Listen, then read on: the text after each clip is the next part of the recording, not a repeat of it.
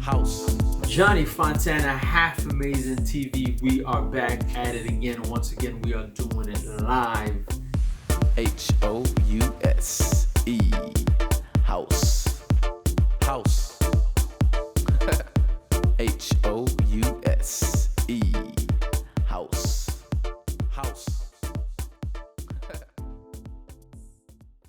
I went from DC to now. We're doing it live in Las Vegas, and it's been a transition. I've been away, getting my stuff together. And but while I've been away, I've been doing a lot of research, been doing a lot of studying, in terms of the culture, how things are going and so forth, getting new music. So this right here, I didn't want to bombard you with a whole lot of information my first video back. But as an artist, it's like you have to understand, it's like it's not all about giving. Sometimes you need to take a step back, from the game, find yourself, research, understand what's going on, go to the clubs and just, start studying and assessing, and that's what I've been doing, right? But this one is basically going to be me mixing two tracks, okay? One is a mainstream track by CamelPhat. It's called Cola, but I'm going to mix it with Pitto, the Noir remix, okay? It's called You. And because there's a lot of confusion right now, okay? A lot of you are sending me music, which is great. I love the music, the mixes and so forth. But you guys are whack. You understand? And don't get offended. You know what I'm saying? Like, sometimes you gotta hear it. Feelings become real hurt these days. Everybody's feeling gets hurt really quick when you bring up something. Because my elders would have spoke up about me. The people that taught me to DJ would have been like, yo, that shit's whack. You're whack. It's like what happened is that you have, and that's just another thing, like I'm gonna start talking more about the culture, because you guys always want tutorials, but you don't understand what's happening in the culture, because you complain about, oh, this is EDM or that, but you don't understand why these things are like that, right? Then when things happen, you're like, oh, it's gonna go away. It's not going away. I'm in Vegas right now. I'm telling you, since 2011, it's been 6 years. Everyone's been saying it's going away. It's still here, but it's evolving in a way that people don't realize. And what happens is that you have a lot of people, like producers, that are getting, big time producers that make EDM are moving now into the deeper stuff, into the more underground stuff. So now they're playing in our world and no one's saying anything about it.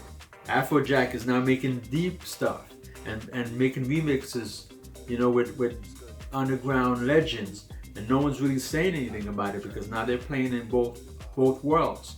And where you can really see it is because for years, traditionally, counterculture attacked pop stars. So Miley Cyrus could not be a transitory figure who oscillates between Vice magazine and Rolling Stone and Life. In every other previous generation, she would have been the target of scorn from the counterculture because they are, in essence, the counterculture.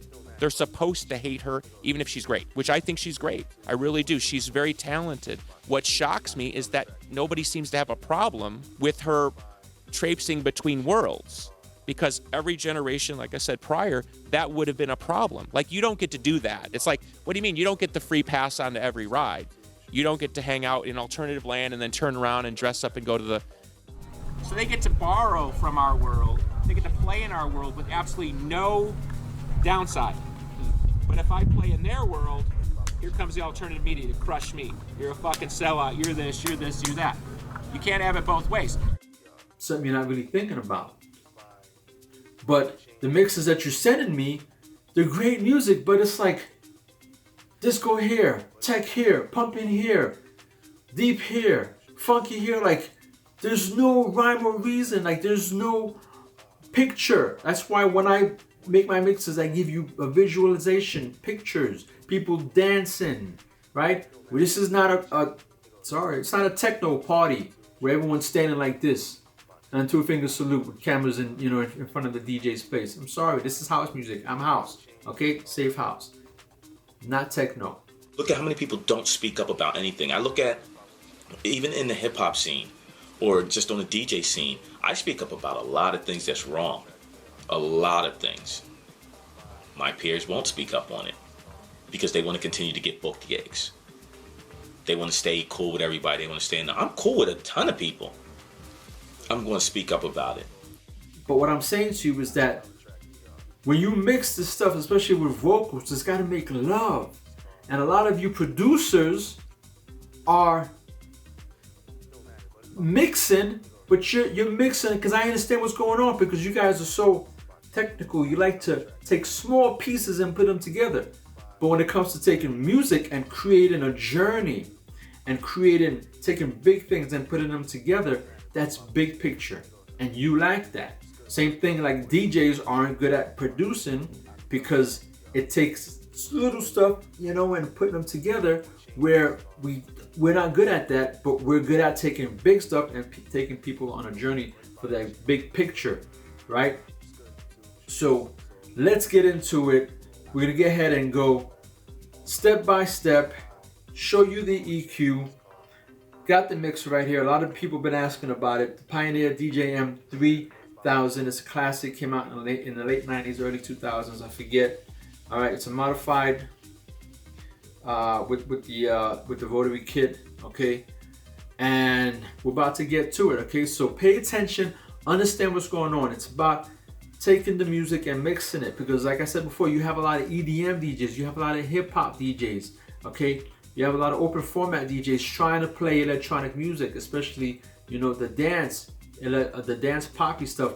And they're playing, when they go into the deeper stuff, they play that stuff like they're playing, EDM, because they're cutting it quick. And a lot of people, oh, how come I didn't see the effects in this? Just deep house, man. You don't do effects and all kind of crazy stuff, because it's not impact, it's just transition, right? That long mix. And you're gonna see with this long mix how I'm gonna be looping, and it's gonna have to be certain points, and then you're gonna have to know when to loop, when to release the loop, in order to create that real nice mix and transition, right? Because you're making love, okay? You're painting a picture, all right? So let's get into it. Let's show you how to really make the music make love. Let's go.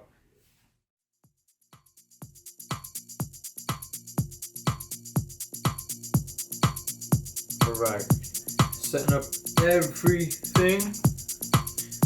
And I'm gonna move this forward a little bit.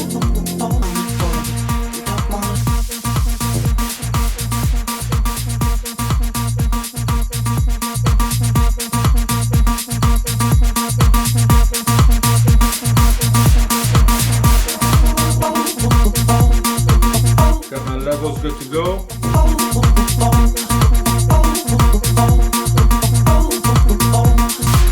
She sees the vision going, fucking line after line. Alright. See how she looks like trouble. Remember, it's all about making love, right? See how she dances and I'm gonna be looping. She sips the Coca-Cola. Making love to the music, man. Can't tell the difference, yeah. We're going from peak to after hours. Remember, this is the final song before you dip into that after hours. But that last song, you want it to be a winner. And the one coming in, you also want it to be a winner. 1, 2, 3, drop it. That's what you're coming for. You don't wanna let you make your adjustments. Drop it back to the floor. You're asking what's happening. It's getting late now. Okay. This is clean, sexy. Coca-Cola. She can't tell the difference yet. That's what you're coming for, but they don't wanna let you in. You drop it back to the floor. You're asking what's happening. It's getting late now. Hey now, enough of the start to move your EQs up. Cola. She can't tell the difference yet.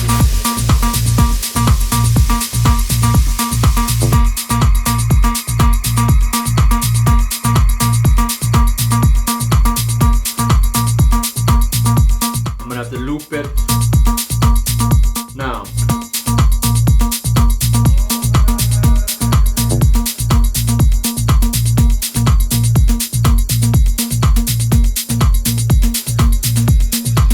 It's clean. Loop it one more time.